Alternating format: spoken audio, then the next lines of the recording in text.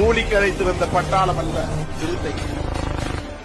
தலை நிமிரச் சேரி திரளும், தலை கீழாய் நாடு புரளும்.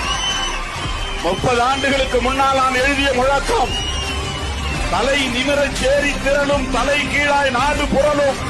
30 ஆண்டுகளுக்கு முன்னால் நான் எழுதிய முழக்கம். திருச்சி சிறுகனூரிலே அன்றைக்கு நான் கண்ணால் பார்த்தேன். முழக்கம் வீண் போகவில்லை, உழைப்பு வீண் போகவில்லை, சிந்திய ரத்தம் வீண் போகாது, சிறுத்தை படையோ பின்வாங்காது. 30 ஆண்டுகளுக்கு முன்னால் நான் எழுதிய முழக்கம். விரைவில் தமிழ் தேசிய எழுச்சி மாநாடு, விடுதலை சிறுத்தைகளின் மாநாடு